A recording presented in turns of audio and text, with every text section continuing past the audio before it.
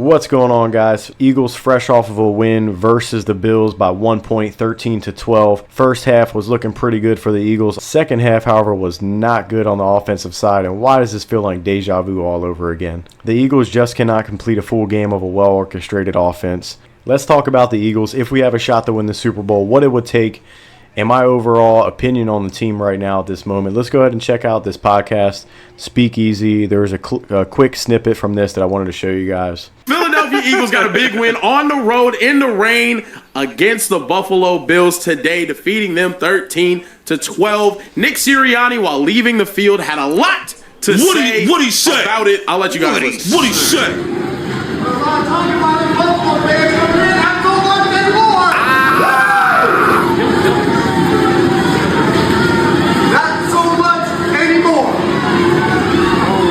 This shit. So hilarious that he stayed right next to A.J. Brown while talking about all of that. AJ looked at him like, man. Yeah, essentially saying not so much talking anymore. Speaking of, the talking, the chatter is still around Nick Sirianni because in the second half of a game, Jalen Hurts once again did not complete a single pass, 0 for 7, no passing yards. Right. Well said. They're still talking Nick Sirianni. And to be honest, guys, I love Nick Sirianni. I'm going to talk about his positives and negatives overall. I mean, mostly I got positive things to say, but there is a huge problem at the moment. And to be honest, I don't like that he was coming through the tunnel with that demeanor when we did not have a full offensive game. I understand we got the win, guys, but it's just not convincing. And he was saying, what are they going to say now, or something of that sort, right? What are they going to say now? We're going to keep saying the same things. Even the fans, we're going to keep saying the same things. Get the offense together. So let's go ahead and talk about that offense. Let's also talk about Nick Sirianni. Nick Sirianni, very successful coach. In fact, he is one of 3 coaches in NFL history to start his first 5 seasons with an 11-plus win season in 4 of the first 5 years. First year there, 9-8. Second in the division. And then beyond that, 14-11, 14-11. And we're probably going to make it 12 after the Commanders game tomorrow. But that being said, super successful head coach, one of only 3 coaches to start off 4 out of 5 seasons with 11-plus wins per season. Very impressive, very successful head coach. Over here, I have his wins to losses, 64 wins, 28 losses. Very successful. I cannot stress enough how successful Nick Sirianni has been. But how can you come and talk about what are they going to say now when we have stuff like this going on? I type in on Google, fewest yards in NFL half this season. For the current NFL season 2025, the Philadelphia Eagles had multiple incredibly low yardage halves, including just 1 yard in the second half against Tampa Bay in Week 4, and another half with only 16 yards. And then this past week, I guess they don't have it on there quite yet. Oh, there it is. Philadelphia Eagles, just 1 yard in the second half versus the Bucs, and then 16 yards versus the Bills in Week 17. Why is this such a problem? Look right here. This is what a team spends on their offense for the year. If I scroll up to the top, you see offense spending. A real-time look at the 2025 positional spending per NFL team. Philadelphia Eagles, number 1, and it's not very close either. We're at $193 million. The team in second place is the Cincinnati Bengals at $166 million. Almost a $30 million difference. And then if you look at third, fourth, and fifth, they're all within $10 million of each other. You got 2 through 5 within $10 million of each other. And then you go up to 1 and 2, and there's a $30 million gap. Let's not only look at that, but look right next to that. In this column here where it says cash percentage, this is the percentage of money that we spend on the offense.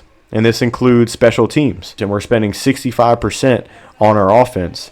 If you scroll down and look, by the way, there's no team that spends more on their offense. We're at 65% of our money goes to the offense. And aside from the Bengals, we're kind of way ahead of everybody on that as well as far as spending money on the offense goes. So if we're going to be spending all this money on the offense and our production is way down, and it is, I have some information on that for you as well, then where is the payoff? Where is the reward as far as performance on the field goes? It all comes down to Kevin Patullo. And I mean, it's not just me. I mean, if you Google it right here, Kevin Patullo play calling. Kevin Patullo's play calling as a Philadelphia Eagles offensive coordinator has drawn heavy criticism for being predictable, conservative, and you can read the rest. Only point with showing you this tab here about Kevin Patullo is that it's a widespread thought. I'm not the only one. Come over here to the two right columns. OSRS and DSRS is how much the offense contributes and the defense contributes. So our offense is making 65% of the money. Your defense is making around, 25% of the salary. But they're at a positive 5.4, and you have your defense at negative 1.7. Guys, I have breaking news. The Philadelphia Eagles are experiencing in-house robbery. I'm being hyperbolic, but come on. How are we paying the offense so much and getting so little from it? The players deserve this money. I do believe that. I mean, it's actually a good debate if you want to say, well, what about the defense? Don't they deserve more than the cut they're getting? They very well may. And honestly, I think they do as well as they've been playing. But our offense could look way better, and you can make a much more convincing argument that 65% makes sense if the offensive play calling was there, but it's not. So that offensive play calling is not there to show you how great this offense could potentially be. It was there last year. If you look at our production from the offense last year, that was at a positive 3.0. That's really good. It was at a positive 3.0. That's pretty good. And the defense was also really good at 4.7. This year, even better at 5.4, which is very impressive. But point being, guys, if you look at these two numbers and think the offense is getting 65% of the money, but they're at negative 1.7 for the rating this year, and the defense is at 5.4. It just does not sit right. Let's look at more offense and defense. So right here you have the points that we've contributed this year, the points that we put up on the board, 362. And we have the points that we've allowed, 301. Let's look at last year. We have 101 points more last year. We do have one more game, so this is going to go down to 85 or so, right? So by the end of the year, we'll be putting up 80 points less than we did last year. That's a huge drop-off. We win by an average of 3.8 points. Last year, we won by an average of 9.4 points. And apparently our defense has gotten better according to this number, 5.4. So if our defense has gotten even better, but our margin of victory has dropped significantly, then what's the answer? We're not putting up as many points. To be honest, guys, it's very confusing to me as an Eagles fan who actually watches all of the games and tries my best to understand what's going on. Because at moments, I see us running more complex plays. Ever since that Rams game that we lost in a heartbreak fashion, we saw some new plays begin that game. Some plays that we hadn't ran before.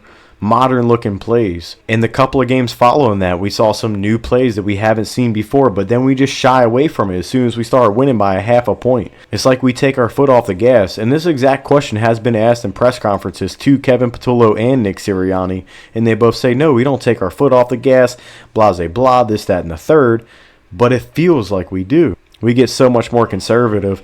And I understand you want to play to win. That's such playoff football, is taking the conservative route to try to win the game. It's kind of like, risk management. The risk management is way too high throughout the regular season.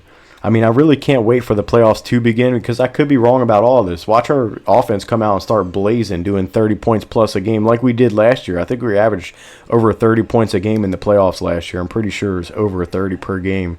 It's very possible that happens. To be honest, I doubt it just because we haven't been given anything this whole entire year, just about anything, and anytime we have been given something, it goes away so quickly. Look at that Cowboys game when they came back and beat us when we were up by 3 touchdowns.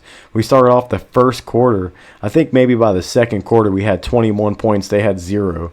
I was so excited. I was in front of the TV like, yes, this is what we've been waiting for. The offense is needed to do something like this, blah, blah, blah, blah, blah. What do you know? What happens right after that? There have been 10 games in NFL this season where a team has gone for 5 yards or less in a half. The Eagles are responsible for 3 of those. Jalen Hurts had negative 5 yards in the second half versus the Bills. We are fresh off of a Super Bowl victory, and I think there is something naturally in people that makes you just kind of feel a little relaxed after something like that. Maybe you lose a little bit of your hunger. Your appetite is no longer there. You're full. So I can see that being the case a little bit. I could understand something like that. And to be honest, couldn't blame the team for that one bit. Like I said, I feel like that's a natural thing after a team wins a championship. It's just so much harder. And also, your season was extended. It's a lot more taxing on the body, the mind, to come back and win a Super Bowl a second year in a row. So that is true, and I do give the Eagles a little bit of a break on that. And with that being said, I do feel like there's a little bit of a reestablished hunger amongst the Eagles players. And I am really excited to see if that continues versus the Commanders, which, by the way, was a nasty game a couple weeks back. We had that big scuffle breakout. And their head coach didn't seem too happy with Nick Sirianni's choice to go for 2 points. So I'm expecting the game to get a little chippy as it was a couple weeks ago. But you never know. We're going to be resting people, by the way, guys. I'm pretty sure Tanner McGee is going to start and play the entire game. Jalen Hurts probably will not get out on the field. I know Lane Johnson won't be out there. I know Nakobe Dean won't be out there. I know BG won't be out there. I personally think that's the better call to make. We have such a deep roster, I feel like we'll win the game anyway. So let's go ahead and get this win, guys. Say we win tomorrow and the Lions win. Then in that case, the Eagles will have the number 2 seed and we'll play the Green Bay Packers at home in the Link. Very ideal for the Eagles. So I hope we get this win and the Lions beat the Bears. We'll see how that plays out tomorrow on Sunday. Before I get off here, I do owe one thing to Jake Elliott. I owe a shout out to Jake Elliott. I've been pretty hard on Jake Elliott pretty much since I started my YouTube channel, and for a good reason too. But that being said, I just had to give him a shout out because he did kick us a couple of clutch field goals in the Bills game. We won by 1 point, so him hitting both of those 2 field goals he hit was well needed. So shout out Jake Elliott. That's all I got for you guys. Let's enjoy them Eagles beating the Commanders again tomorrow at 4:25. Thank y'all so much for tuning in. I hope y'all have a great rest of your day and Happy New Year.